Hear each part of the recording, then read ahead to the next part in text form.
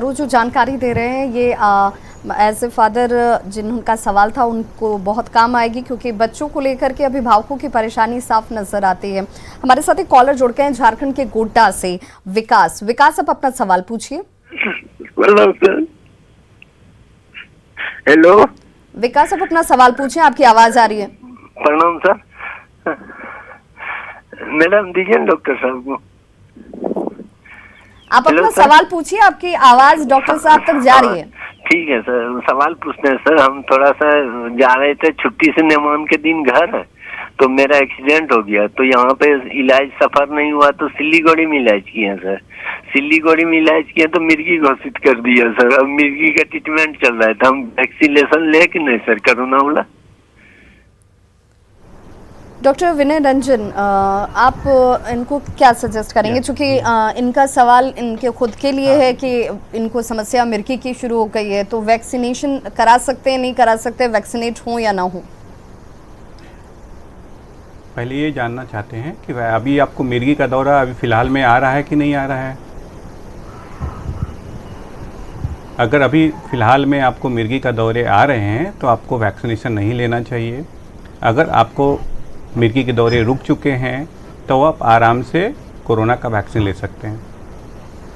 बिल्कुल, तो ये सुनिश्चित पहले आपको करना होगा, आपको ये देखना होगा कि अगर आपको बार बार मिर्गी के दौरे पड़ रहे हैं और उस वजह से आपको परेशानी हो रही है तो आप थोड़ा इंतज़ार करें, और जब ये दौरे पड़ने बंद हो जाएं या उसकी फ्रिक्वेंसी कम हो जाए तब आप वैक्सीन लें। उससे पहले आप एक डॉक्टरी सलाह ज़रूर ले लें अपने स्थानीय तौर पर जो डॉक्टरों की मौजूदगी होगी उनसे।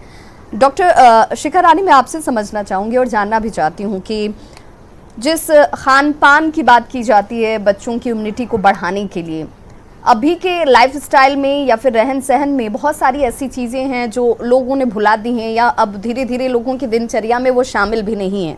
एक बार फिर से कोरोना ने हमें रिवाइव करने की तरफ बढ़ाया है कि हम पुरानी चीज़ों को एक बार फिर से अपने लाइफस्टाइल में इनकलकेट करें, उसे शामिल करें।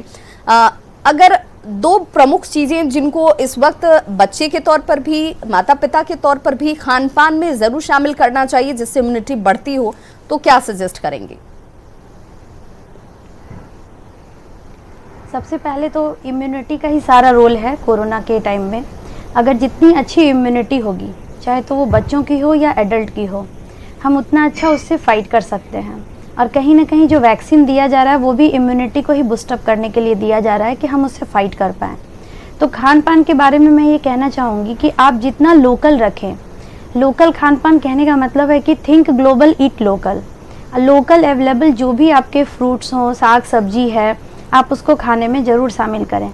जैसा कि कॉन्स्टिपेशन में भी अभी डॉक्टर साहब ने कहा था कि जितना रफेज होगा आपके प्लेट में उतना ही अच्छा रहेगा। तो कोरोना के टाइम में बेसिकली विटामिन सी और जिंक पे हमें ज़्यादा फोकस करना चाहिए। सी का जो सोर्स है, जो सिट्रस फ्रूट है, जो खट्टे फल हैं, जैसे लोकल अवेलेबल फल में क्या क्या हो सकता है, अमरूद हो सकता है या नींबू हो सकता है। तो बच्चों को भी दाल में नींबू डाल के खाने की हैबिट डेवलप कराएं। खुद से खाने से पहले जो हैंड वॉशिंग का जो तरीका है, जो 20 स्टेप्स हैं, जो 10 स्टेप्स हैं हैंड वॉशिंग के, वो उसको बताएं कि एक कोई भी छोटा सा एक राइम्स गाते गाते आपको हैंड वॉशिंग करनी है, ताकि उतने देर तक आपके जो हाथ में जो आपने सोप लिया, वाटर लिया है, उससे आपकी प्रॉपर हैंड वॉशिंग हो पाए। खाने में भी आपको हाइजीन का ध्यान रखना होगा। Being a mother, being a cook, आप देखिए कि खाना बनाने के टाइम में आप प्रॉपर मास्क पहने रहें, हाथ को अच्छे से धो लें। साग सब्जी बाहर से जो भी आती है उसको अच्छी तरह से गर्म पानी से धोकर ही बनाएं। और बच्चों को भी बताएं कि आपको जो खाना आप खाते हैं उसमें कितना आपके प्लेट में, यूजुअली बच्चे हेल्दी चीज़ खाना पसंद नहीं करते हैं, तो आप सारे फैमिली मेम्बर को बच्चों के साथ बैठ के खाना चाहिए और उनको रिवॉर्ड देना चाहिए कि आज जो हेल्दी खाना, जो घर में बच्चा सबसे अच्छा हेल्दी खाना खाएगा या जो ये फ्रूट्स खा लेगा, तो उसको हम अपने तरफ से एक रिवॉर्ड देंगे। तो इस तरह बच्चों में एक हैबिट डेवलप करनी पड़ेगी खान पान को लेके, हरी साग सब्जी। और एक मोस्ट इम्पॉर्टेंट थिंग मैं कहना चाहूँगी कि बच्चों को ये बताना होगा कि जितना कलर आपके प्लेट में होगा, यानी फल जो भी आप डालेंगे, साग सब्जी कलरफुल होना चाहिए। बच्चे यूजुअली एक ही चीज़ अगर पसंद आता है तो वो आलू ही खाते रहते हैं। उन्हें बताना है कि हरा, लाल, पीला जितना प्लेट में होगा उतना ही इम्यूनिटी बच्चों की डेवलप करेगी। तो खान पान का बहुत खास ध्यान रखना है। बिल्कुल। तो देखिए, आपको किसी मेडिसिन की भी ज़रूरत तब तक नहीं पड़ती है अगर आपकी दिनचर्या अच्छी होती है, आपका खान पान अच्छा होता है, आपका लाइफ स्टाइल अच्छा होता है।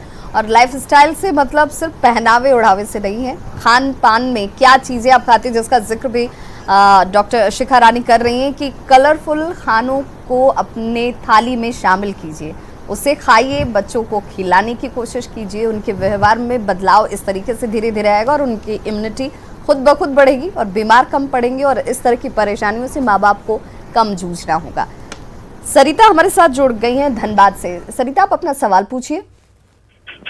हेलो, आप अपना सवाल पूछिए सरिता।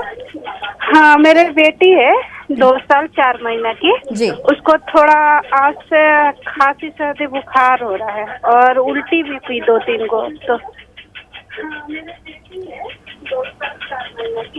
तो क्या जैसे उपाय, कुछ पैरासीटामोल बुखार का दवा दिए हैं। जी, डॉक्टर शिखा रानी। बिल्कुल, अगर आपके बच्चे को ऐसा लग रहा है कि ये सारे सिम्टम हैं, तो देखिए सिम्टम तो आपके वाकई कोरोना के ही हैं। कोरोना में भी फीवर होता है और सर्दी खांसी जुकाम ये सारी चीज़ें होती हैं, ड्राई कफ हो जाता है। तो सिम्टम तो आपने जो बताया वो कोरोना के ही लक्षण हैं। तो आप पास में किसी भी जगह पे जहाँ टेस्टिंग हो रही होगी, सबसे पहला टेस्ट आप कोरोना का कराएं, क्योंकि जो भी अवेलेबल टेस्ट है उससे सबसे पहले ये पता चल जाएगा कि बच्चे को अगर कोरोना है तो उसको फिर कोविड जो प्रोटोकॉल है उसको आपको फॉलो करना पड़ेगा। और अगर नहीं होगा तो जो रेस्पेक्टिव मेडिसिन जिस भी बीमारी का डॉक्टर सस्पेक्ट करेंगे वो आपको चलाया जाएगा। और एक चीज़ और ध्यान रखना है कि आपने कहा कि आप पैरासीटामोल दे रही हैं, आप दे रही हैं, फीवर तो उससे कंट्रोल हो जा रहा होगा, लेकिन आप सेल्फ मेडिकेशन ना करें, एक कोरोना का जांच करा लें और बच्चे को तब तक आइसोलेट करके रखें। क्योंकि बच्चा आपका 2 साल का है तो उसके साथ आपको भी बीइंग ए मदर साथ में आइसोलेट होके रहना पड़ेगा और आपको खास ख्याल रखना पड़ेगा। जब आप बच्चे के पास जाएं, आप तो मास्क पहन के ही रखें, हाथ को अच्छे से सैनिटाइज करके कमरे में एक सैनिटाइज़र रख लें और जब तक रिपोर्ट नहीं आ जाता है आप अपने बच्चे के साथ आइसोलेट रहें और गर्म चीज़ों का सेवन बच्चों को जितना करा सकें वो कराएं और हाइजीन का खास ख्याल रखें। डॉक्टर शिखा रानी, इसी से जुड़ा मेरा एक सवाल ये भी है कि बड़ों को लेकर ये कहा जाता है कि आप बहुत ज़्यादा पैनिक मत होइए, बहुत जल्दी इसे घबराने की ज़रूरत नहीं है या डॉक्टर के पास दौड़ने की ज़रूरत नहीं है। पहले आप अपने लक्षण को मॉनिटर कीजिए। 2-3 दिनों तक अगर कंटिन्यूस बुखार रहती है तब आपको डॉक्टर से सलाह की ज़रूरत पड़ती है, लेकिन क्या बच्चों को लेकर के आपको पहले दिन से ही डॉक्टरी सलाह की ज़रूरत है क्या? नहीं, ऐसा बिल्कुल ज़रूरी नहीं है। जैसा कि डॉक्टर साहब ने अभी कहा है कि 80% बच्चों में देखा गया है कि बच्चे एसिम्प्टोमेटिक होते हैं और बच्चों में जो ज़्यादा सीवियर जो इन्फेक्शन का चांस होता है वो भी बहुत कम होता है। तो इस तरह एक दिन में ही बुखार हो गया और आप पैनिक होकर डॉक्टर के पास दौड़ेंगे तो ऐसा ज़रूरी नहीं है। इससे बच्चे को और ज़्यादा एक्सपोजर होगा, क्योंकि किसी भी डॉक्टर के क्लिनिक में भीड़ भाड़ बहुत ज़्यादा होता है।